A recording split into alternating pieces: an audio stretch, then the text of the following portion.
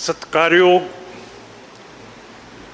पंथ दे महान जथेदार साहबान, बीबी साहबान, प्रधान साहब, SGPC दे निमरता साहब, तुहानूं सारिआं नूं निमरता सहित फतेह अर्ज करते हैं।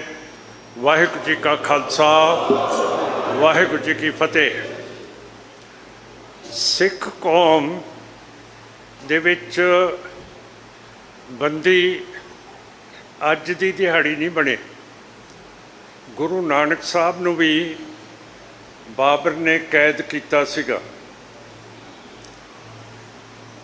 पर उन्हां दी रिहाई होई सीगी।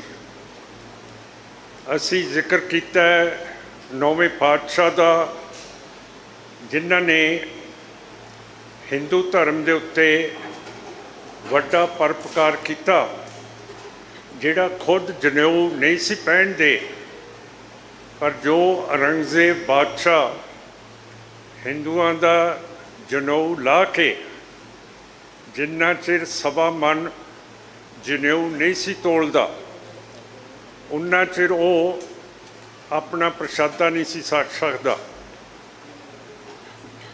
इहो जिहियां चीज़ां साडे हाकमां नूं याद हुंदियां, पर छेवें पातशाह की जदों रिहाई हुई ग्वालियर के किले तो, उन्होंने भी जहांगीर बादशाह नूं कहा कि मैं रिहाई नहीं लैनी जिन्ना चिर 52 हिंदू राजे मेरे नाल रिहा नहीं करेगा। जहांगीर बादशाह ने महाराज का हुक्म मन्निया और वो 52 हिंदू राजे महाराज के नाल रिहा किए। पर मैनू समझ नहीं है कि 1947 तो पहला आपां कहते हैं कि सिखां ने सब तो ज़्यादा कुर्बानियां कीतियां, कि असी सिख कुर्बानी करन तो बाद फैसले करते हैं कि साडी मंग की है। कुर्बानियां करन दे नाल अंग्रेज़ इत्थों चलिया गया 1947 दे विच, ते राज किहनूं मिलिया? साडे हिंदू भरा नूं ते मुसलमान भरा नूं। मुसलमान नूं पाकिस्तान, हिंदू नूं इंडिया। जिहड़ी अज इत्थे बैठक है, ये ताईं बैठक है कि पाकिस्तान दे विच अज सिख मुसलमान दे गुलाम है, ते इंडिया दे विच असी हिंदू दे गुलाम है। कि हुण सारे जीवनां दे विच असी अपनी तकदीर का फैसला नहीं करांगे, किसी हत्थ दे विच फड़ावांगे? हुण भुल्लर साहब नूं फांसी की सज़ा मिली सी, 3 जजां दा बेंच बैठिया। जिहड़ा चीफ जस्टिस, जिहड़ा चीफ जज सी, वो मुसलमान सी। जिहड़े 2 जज सीगे होर, वो हिंदू धर्म दे सीगे। जिहड़ा मुसलमान धर्म का जज सी शाह, उसने भुल्लर साहब नूं रिहा करता, बिल्कुल रिहा करता। पर जिहड़े 2 दूजे जज सी, उन्होंने फांसी की सज़ा देती। चलो जे 2 जजां ने फांसी की सज़ा दी है, ये फैसला सर्वसम्मति के नाल तो नहीं ना होया, फिर कैद कर देंदे।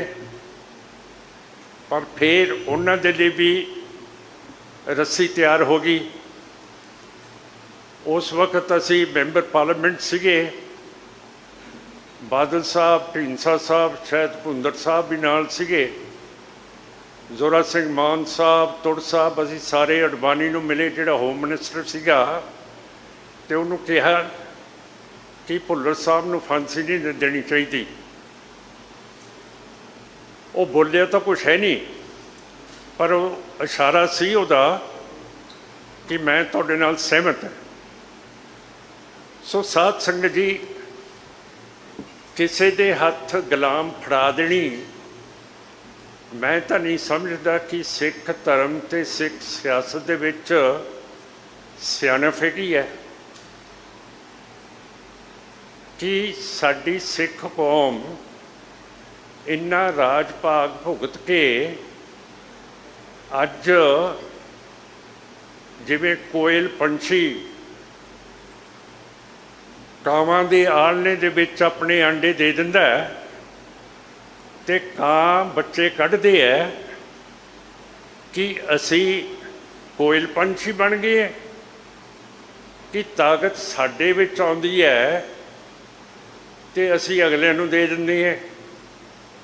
जे सारियां कुर्बानियां कीतियां आज़ादी दे लई अज माफ़ करना हैगे तां आपां सिंह है, पर इत्थे हथ टड्डन दे लिए बैठे हैं कि हुकूमत दी असी बेनती करिए, मंग करिए कि जिहड़े 30-30 सालां तो सिख तुसी बंदी बना के रखे है वो तुसी छड्डदे नहीं, उन्हां नूं पेरोल नहीं दिंदे हैगे। सौदे साध राम रहीम नूं पेरोल मिल जाती है, जिन्हें जबर जनाह कीता है, जिन्हें कतल कीते है, जिन्हें गुरु ग्रंथ साहब की बेअदबी की है,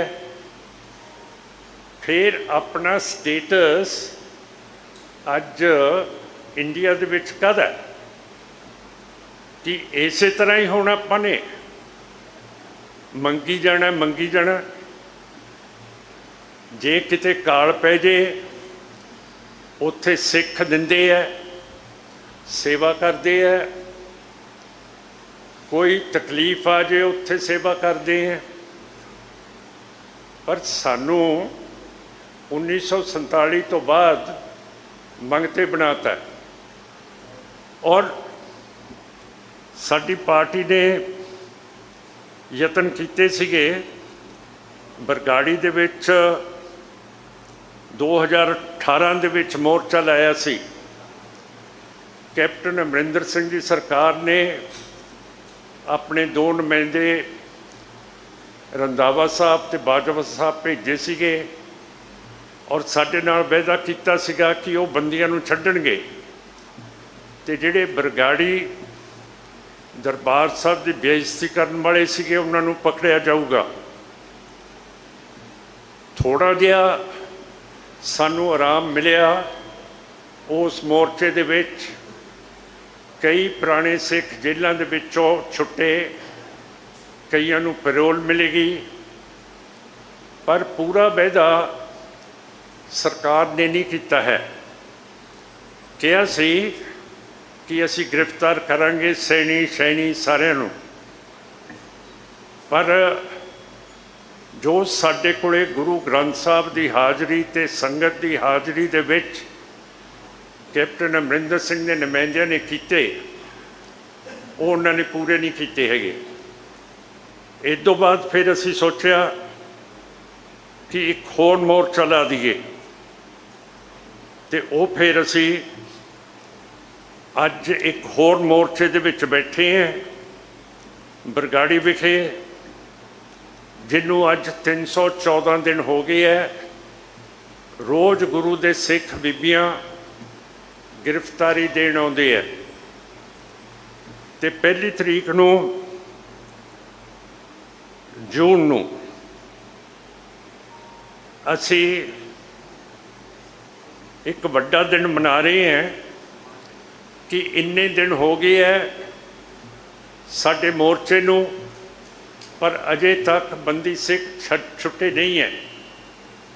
तो मैं तुहानूं सारिਆਂ नूं सद्दा पत्र भेजदा है कि बरगाड़ी गुरुद्वारा साहब दे विच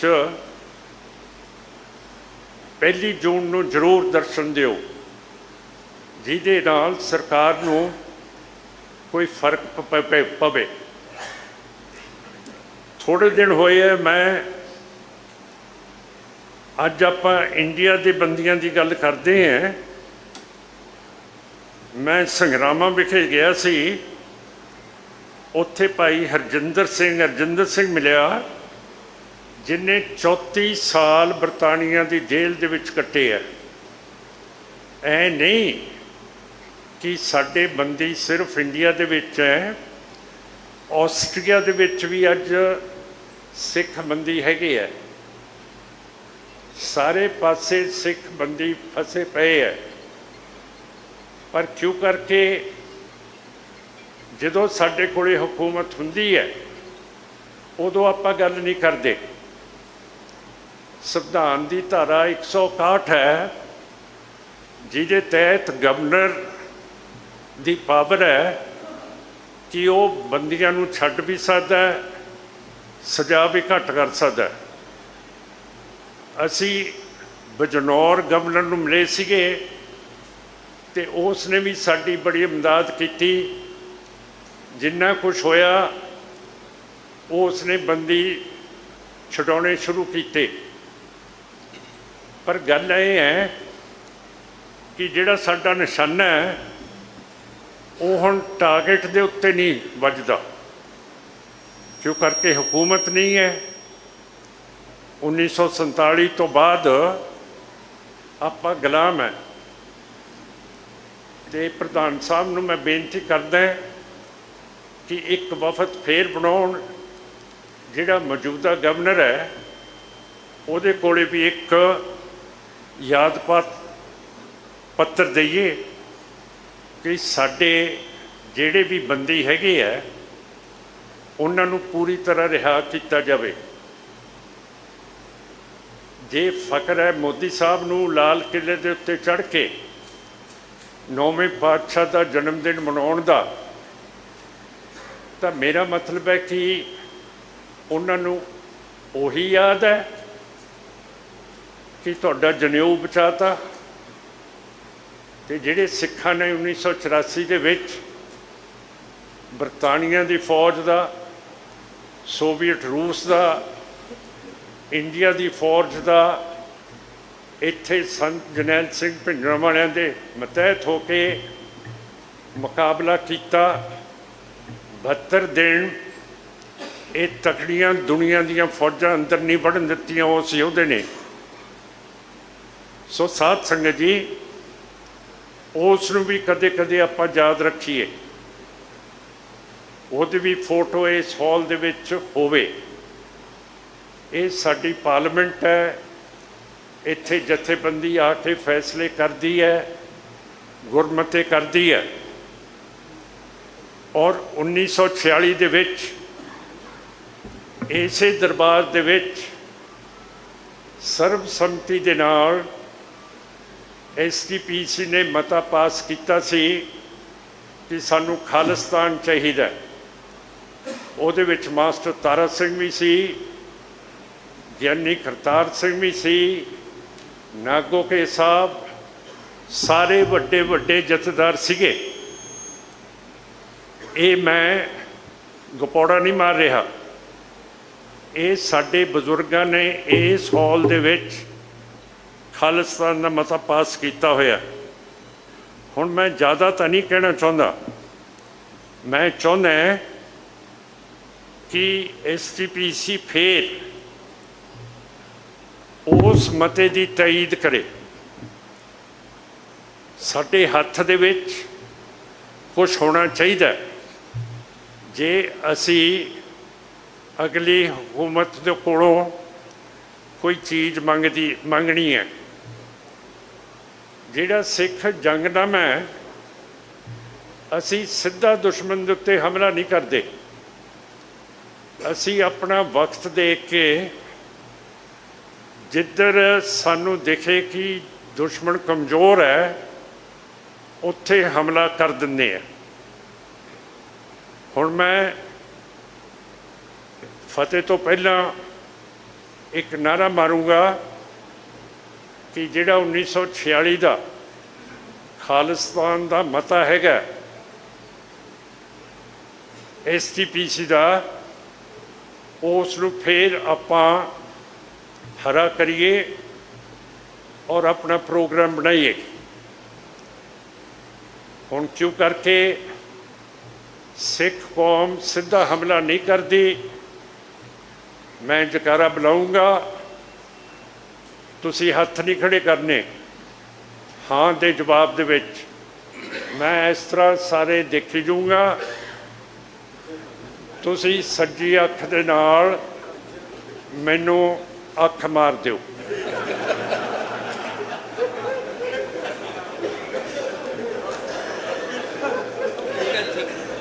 बोले सो निहाल।